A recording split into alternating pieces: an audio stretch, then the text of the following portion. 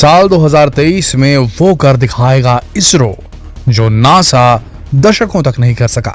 जी हां, चंद्रयान 3 से लेकर गगनयान तक इस साल आसमान में कई करिश्मे कर सकता है इसरो। 1960 का दशक था जब भारत ने अंतरिक्ष में अपनी धाक बनाने के लिए अपनी यात्रा शुरू की थी। देश के महान वैज्ञानिक डॉक्टर विक्रम साराभाई की अगुवाई में Indian national committee for space research की स्थापना की गई थी। देश के पहले सैटेलाइट आर्यभट्ट को रूस से लॉन्च किया गया, जबकि भारत की सरजमी से पहला रॉकेट सन 1963 में लॉन्च किया गया। स्पेस सेक्टर के इतिहास में भारत के लिए इसे आज भी मील का पत्थर माना जाता है दोस्तों। तब से लेकर आज तक भारत ने कई बड़े बड़े अंतरिक्ष अभियानों को अंजाम तक पहुंचाया है और स्पेस में सफलता के झंडे गाड़े हैं। इसमें इंडियन स्पेस एजेंसी इसरो का बहुत बड़ा रोल है। इसे शायद रोल कहना सही नहीं होगा, क्योंकि बिना इसरो के ये पॉसिबल ही नहीं हो पाता। खासकर मिशन गगनयान और चंद्रयान जैसे अभियानों को लेकर तो जरूर। दोस्तों, आने वाले दिन भारत को सुपर पावर बनाने के लिए बहुत इंपॉर्टेंट होने वाले हैं, लेकिन वो कैसे, आइए जानते हैं। दोस्तों, बात अगर साल 2022 की करें तो ये वक्त भारत के लिए बहुत ही अहम था। इस दौरान इसरो ने पहला प्राइवेट रॉकेट लॉन्च करने समेत कई कीर्तिमान बनाए और स्पेस सेक्टर में भारत को सुपर पावर बनाया। लेकिन अब साल 2023 में शायद भारत की आन बान और शान और भी ज्यादा बढ़ने वाली है। स्पेस सेक्टर में भारत वो करिश्मा कर दिखाने वाला है जिसके बारे में शायद दुनिया के बड़े से बड़े स्पेस एजेंसियों ने सोचा भी नहीं होगा। सबसे पहले तो आपको यह बताते कि चंद्रयान 3 का लैंडर अपने टेस्ट में पास हो चुका है। लैंडर यानी वो उपकरण जो चंद्रयान के साथ जाएगा और लैंड करवाएगा चंद्रयान के जो रोवर है उसके चंद्रमा की सतह पर। उसका टेस्ट पास हो चुका है और अब इसी साल जून में चंद्रयान 3 लॉन्च हो सकता है। बता दें कि सैटेलाइट मिशन के तहत स्पेस के एनवायरनमेंट में सैटेलाइट सब सिस्टम की इलेक्ट्रोमैग्नेटिक लेवल्स के साथ फंक्शनैलिटी और कंपैटिबिलिटी के लिए टेस्टिंग की जाती है। साफ शब्दों में आप इसे ऐसे समझ सकते हैं कि भारत अब चांद को चूमने के और करीब आ चुका है और इसरो ने इस टेस्ट को मून मिशन के लिए मील का पत्थर बताया था। चंद्रयान 3 मिशन के 3 मेन मॉड्यूल हैं: प्रोपल्शन मॉड्यूल, लैंडर मॉड्यूल और रोवर। लेकिन शायद आपको यहाँ एक बात की कंफ्यूजन हो सकती है और वो ये कि आप सोच रहे होंगे भला चांद पर कदम रखे तो दुनिया को 50 साल से भी ज्यादा का वक्त बीत चुका है। भारत अगर अब चांद के मिशन पर लगा है तो इसमें बड़ी बात क्या हो गई? जनाब, बड़ी बात है, जरूर है, और वो इसलिए क्योंकि अभी तक अमेरिका, रूस और चीन को चांद पर सॉफ्ट लैंडिंग में सफलता मिली है। और सॉफ्ट लैंडिंग का मतलब होता है किसी भी सैटेलाइट को किसी लैंडर से सेफली उतारना। इसके बाद यह तय करना होता है कि वो अपना काम सही ढंग से करे, और ये चंद्रयान 3 मिशन इसरो के आने वाले कई दूसरे बड़े मिशंस के लिए रास्ते खोल देगा। यानी ये वो टेक्नोलॉजी है जिसे अगर इसरो ने मास्टर कर लिया, अगर चांद पे उसे टेस्ट कर लिया सही तरीके से, तो फिर हो सकता है मंगल के यान में ये सॉफ्ट लैंडिंग भारत की बहुत मदद करेगा। एकदम आसान हो जाएगा।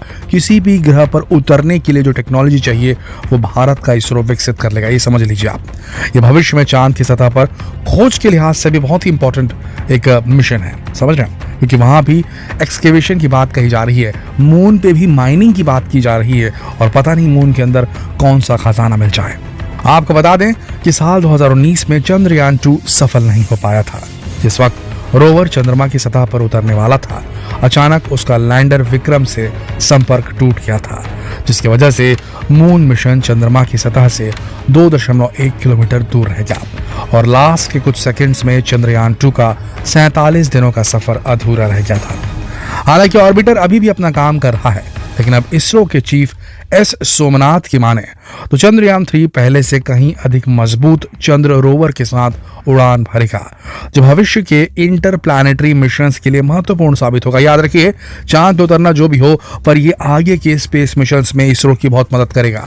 चंद्रयान 3 की लॉन्चिंग GSLV Mark 3 से होगी। ये रॉकेट है, रॉकेट टेक्नोलॉजी।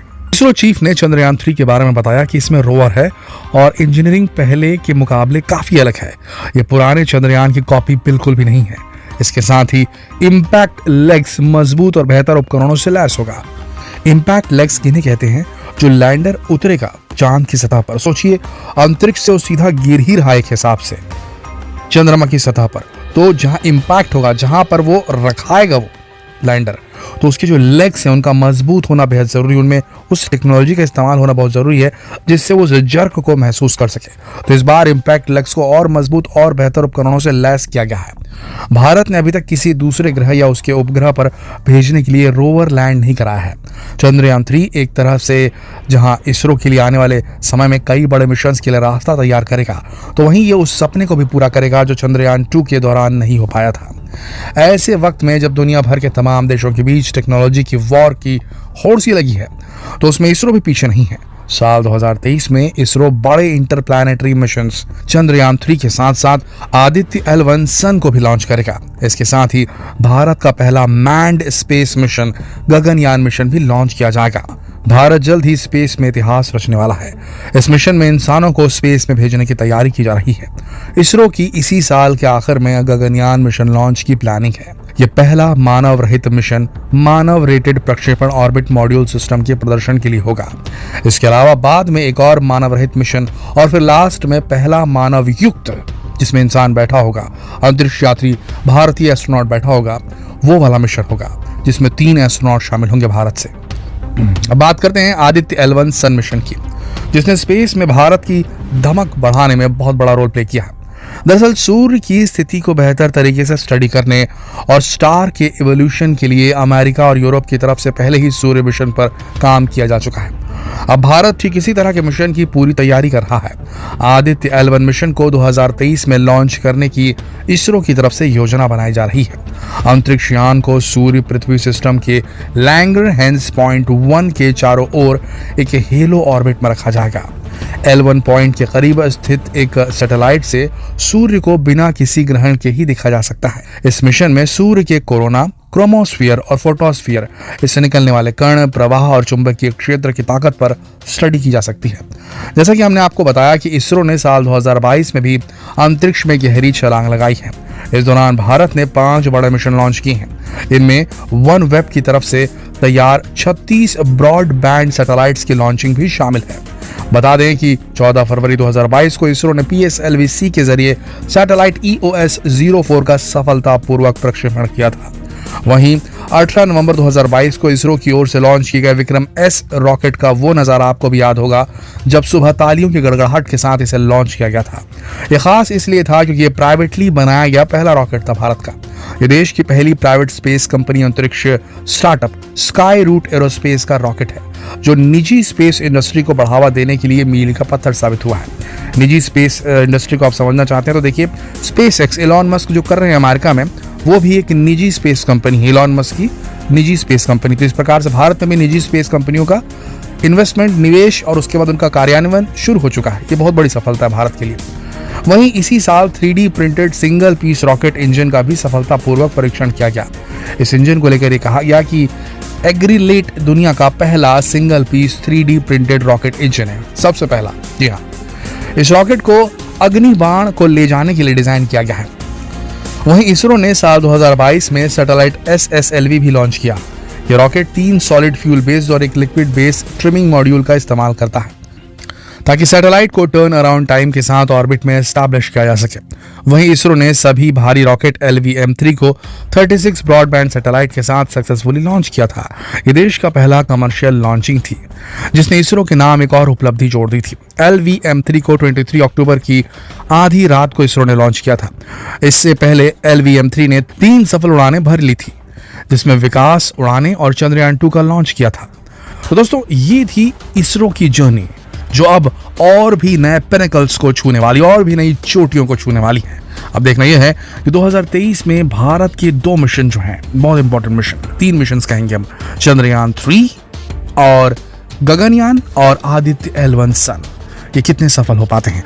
अगर इन तीनों प्रोजेक्ट्स में, इन तीनों मिशंस में इसरो सफल हो गया तो ये मान के चलिए, नासा अमेरिका का, रॉसकॉस्मोस रशिया का, चाइना का जो भी हो, और भारत का इसरो, ये नंबर 3 पर आ जाएगा और बहुत पावरफुली आ जाएगा दोस्तों, याद रखिएगा। तो इसरो के पास ये बहुत गोल्डन चांस है हम भारतीयों को गौरवान्वित करने का।